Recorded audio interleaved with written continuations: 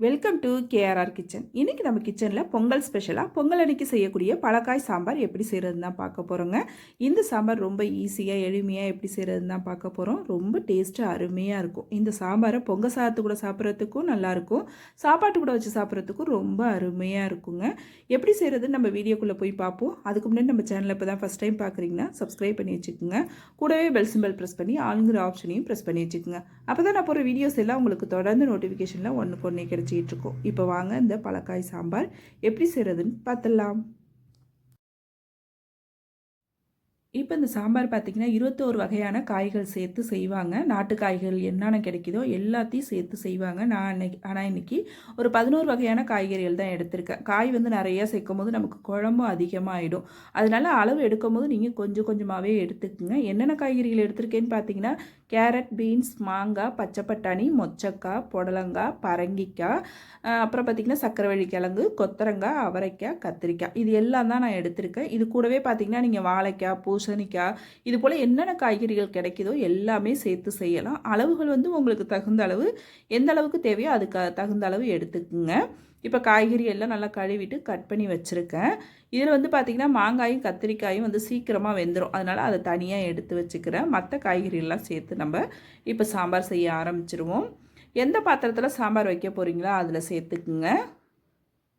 எல்லா காய்கறிகளும் சேர்த்துக்குங்க. கத்திரிக்காயும் மாங்காயும் மட்டும் நான் தனியாக எடுத்து வச்சுருக்கேன். இது அப்படியே இருக்கட்டும். இப்போ இதில் பார்த்திங்கன்னா ஒரு 2 டீஸ்பூன் அளவுக்கு சாம்பார் தூள் சேர்த்துக்கிறேன். இது கூடவே 1 டீஸ்பூன் அளவுக்கு குழம்பு மிளகாத்தூள் சேர்த்துக்கிறேன். சேர்த்துட்டு ஒரு 1/2 டீஸ்பூன் அளவுக்கு மஞ்சள் தூளும் சேர்த்துக்கிறேன். அப்புறம் நம்ம நறுக்கி வச்சுருக்க சின்ன வெங்காயம் ஒரு 10-15 சின்ன வெங்காயம் கட் பண்ணி வச்சுருக்கேன். ஒரே ஒரு தக்காளி பழம் சேர்த்துருக்கேன். எல்லாத்தையும் சேர்த்துட்டு காய் மூழ்கிற அளவுக்கு தண்ணி விட்டு நல்லா கலந்து விட்டுக்குங்க. தண்ணி வந்து ரொம்ப அதிகமாகவும் சேர்த்துடாதீங்க. அந்த காய் மூழ்கி வேகிற அளவுக்கு சேர்த்தா போதும். இப்போ அடுப்பு ஆன் பண்ணி காயை நல்லா வேக வச்சு எடுத்துக்குவோம். இந்த சாம்பார் பார்த்திங்கன்னா 2 விதமாக செய்வாங்க. மசாலா வறுத்து அரைச்சி செய்வாங்க, இது போலையும் செய்வாங்க. மசாலா வறுத்து அரைச்சி செய்கிற சாம்பார் ரெசிபி ஏற்கனவே போட்டிருக்கேன். அதோட லிங்க் உங்களுக்கு நான் டிஸ்கிரிப்ஷனில் கொடுக்குறேன், தேவைப்படுறவங்க செக் பண்ணிக்கோங்க. இப்போ காய் வெந்ததுக்கப்புறம் நம்ம எடுத்து வச்சுருக்க மாங்காயும் கத்திரிக்காயும் சேர்த்துக்கிறேன். சேர்த்ததுக்கப்புறம் பார்த்திங்கன்னா ஒரு சின்ன லெமன் சைஸ் புளி எடுத்து வச்சுருக்கேன், கரைச்சிட்டு அதையும் வடிகட்டி சேர்த்துக்கிறேன். பருப்பும் பார்த்திங்கன்னா வேக வச்சு எடுத்து வச்சுருக்கேன். நல்லா ஒரு 50 கிராம் அளவுக்கு பருப்பு வேக வச்சு வச்சுருக்கேன், பெருங்காயம் போட்டு. இப்போ பருப்பு நல்லா மசிச்சு விட்டு நம்ம சாம்பார் கூட சேர்த்துக்குவோம்.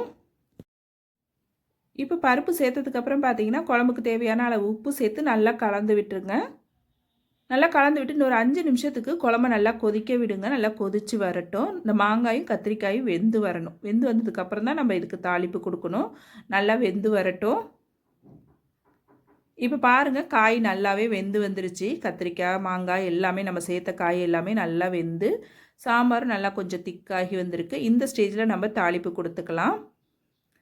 இப்போ இந்த சாம்பாருக்கு தாளிப்புன்னு பார்த்தீங்கன்னா தாளிப்பு வடகம் தான் சேர்க்க போகிறேன். இது இருந்துச்சுன்னா உங்களுக்கு சேர்த்துக்குங்க. சேர்க்கும் போது டேஸ்ட்டு ரொம்ப அருமையாக இருக்குங்க. சப்போஸ் இது உங்கள்கிட்ட இல்லை அப்படின்னாக்கா நீங்கள் கடுகு ஜீரகம் தாளித்து கொட்டிக்கலாம். கடுகு ஜீரகம் கருவேப்பிலை தாளித்து கொட்டிங்கன்னா நல்லாயிருக்கும். கருவடகம் இருந்துச்சுன்னா கண்டிப்பாக இந்த தாளிப்பை கொடுங்க. டேஸ்ட்டும் வாசனையும் ரொம்ப அருமையாக இருக்கும் தாளிப்பு வடகம் சேர்த்து தாளிக்கும் போது. இப்போ கடைசியாக கொத்தமல்லி தழை தூவி இறக்கணும் அப்படின்னாக்கா நம்மளோட பலக்காய் சாம்பார் ரொம்ப சூப்பராக அருமையாக ரெடி ஆகிடுச்சுங்க. கிராமப்புறங்கள்லாம் பார்த்திங்கன்னா இது போல் தான் செய்வாங்க. டேஸ்ட்டு ரொம்பவே அருமையாக இருக்கும்.